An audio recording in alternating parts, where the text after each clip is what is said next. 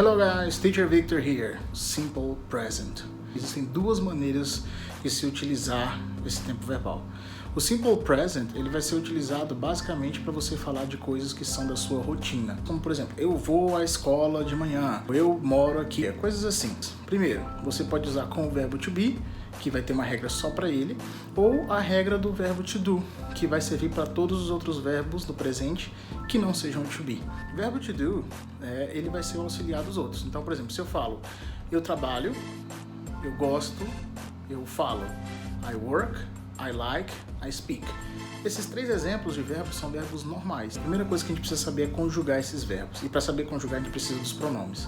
Então tá aqui os pronomes. Eu, você, ele, nós, vocês e eles. I, you, he, she, it, que vai ser ele ou ela, ou ele, ela, neutro. We, you, they. Nós, vocês e eles, ou elas. Então, para a gente conjugar isso, vai ser muito mais simples do que a gente faria em português. A gente coloca todo mundo igual. A priori é isso, então eu coloco work para todo mundo. I work, you work, we work, you work, they work.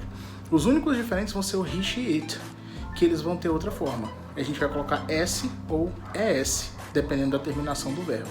Então eu vou colocar I work, you work, he works, she works, it works. We work, you work, they work. É muito mais fácil a gente lembrar disso do que se a gente tivesse que pensar nas conjugações em português. Eu tenho que colocar, por exemplo, eu trabalho, tu trabalhas, ele trabalha e por aí vai. Então, work para todo mundo, he, she, it, terceira pessoa do singular, não vai confundir com plural, beleza? A terceira pessoa do singular, você coloca S. Alguns verbos que terminam com essas palavras aqui, você coloca ES. Por exemplo, o verbo to go, que vira goes, né? Então, eu vou, I go, ele vai, he goes. Verbo fazer, to do, eu faço, I do, ele faz, he does. Beleza? Os verbos com essa terminação você coloca ES. E os verbos que terminam em Y? Bom, depende. Se antes do Y tiver uma vogal, tipo play, I play, he plays, você só coloca o S. Agora, se antes do Y tiver uma consoante, né, tipo study, I study, eu estudo, he studies. Se tira o Y, coloca IES, ele estuda. Para colocar na negativa, você coloca o don't como auxiliar. O que é o don't?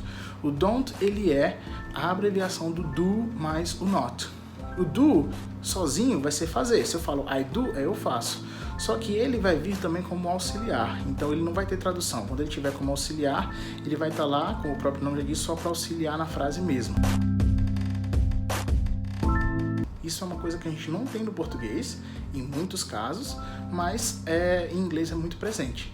Para você pensar no que é um auxiliar, pensa o seguinte: quando você fala em português, eu tenho trabalhado, você não está falando que tem de posse. Esse tenho não é ter de posse, não é ter de obrigação. Você não tem nada. Você só não pode falar eu trabalhado direto. Então o tenho, ele é um auxiliar para que você fale, você use a forma trabalhado, que é o particípio. Em inglês acontece a mesma coisa, só que acontece em outros tempos verbais, não só no tenho trabalhado, vai acontecer no presente, no passado, etc. Quando eu falo, por exemplo, I work, para negar, eu não posso colocar direto com not, eu preciso do auxiliar. Então vai ficar I do not work. Abrevio do not, vira don't. Então, I don't work. You don't work. Né? E quando chega no he, she, it, já que eles são diferentes, o do vai virar does, porque o do, como eu disse antes, é um daqueles verbos que terminam com ES. Então vai ficar he does not work, que abreviando vai ficar doesn't. He doesn't work. Então essa terminação do, que vira does, é como a gente faz a negativa na terceira pessoa. Então vai ficar I work, I don't work. You work, you don't work. He works, na afirmativa, he doesn't work. She works, she doesn't work. It works, it doesn't work. We work, we don't work. They work, they don't work. É assim que a gente faz a negativa com todos os outros verbos que não são o to be. Na interrogativa, o do também tem que aparecer. Só que ele não vai aparecer como ele apareceu na negativa, depois. Ele vai aparecer antes. Então, se eu falo, por exemplo, you work, você trabalha. Na hora de perguntar, eu coloco do antes. Do you work? Eles trabalham, they work. Aí eu vou perguntar, eles trabalham? Do they work? Tá? Então, eu vou colocar esses, tanto do quanto does, para transformar em pergunta. Então, o do vai ser auxiliar para a pergunta. E na terceira pessoa, o does. Então, he works, ele trabalha, uma afirmação. Does he work? Ele trabalha, uma pergunta. Tá? Então, o do ou o does vão ser usados para transformar as frases do presente em negativa ou em interrogativa. E aí você me pergunta, e se tiver o do, se eu quiser falar que eu faço, I do, eu não faço, I don't do. Você faz, do you do? Ele vai ser a mesma coisa. Esse do you do, ele vai ser auxiliar dele mesmo. Quando você usa o verbo to be, aí você tem uma outra maneira. O verbo to be, um dos motivos de que é dado tanta atenção para ele, é que o verbo to be, ele não precisa desse auxiliar. Ele é o único que vai mudar mais de 2 vezes, porque como vocês viram, todos os outros vão ter só 2 formas, com ou sem S ou ES.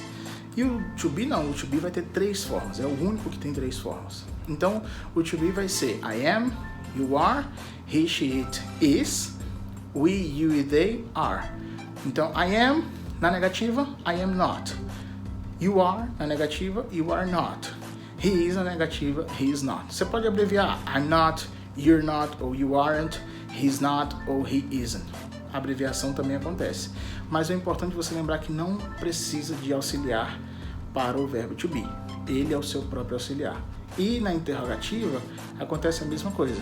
Na interrogativa, você inverte, sem auxiliar. You are, você é. Are you? Pronto, transformei em pergunta. Invertido esse lugar. He is, ele é ou ele está. Is he? É uma pergunta.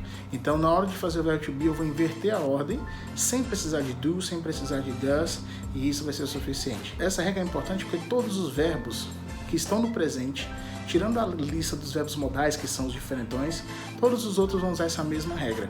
Eles vão ser ou com o do, ou o verbo to be, que é o próprio auxiliar. Beleza? See you guys, Teacher Victor.